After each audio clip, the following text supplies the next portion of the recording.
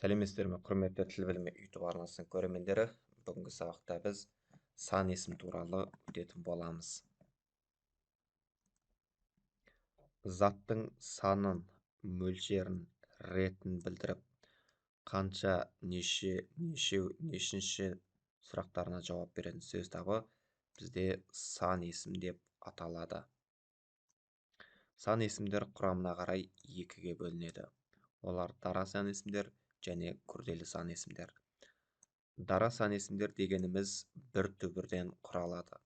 Мысалы, 10, 3, 1000, 100,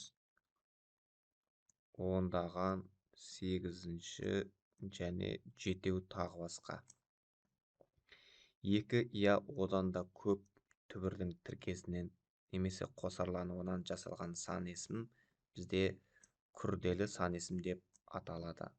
Мысалы, 3956 күрделі сан есім, 100 қаралы күрделі сан есім және 10-1 күрделі сан есім, 1-1-ден күрделі сан есім, 3-4 күрделі сан есімдер.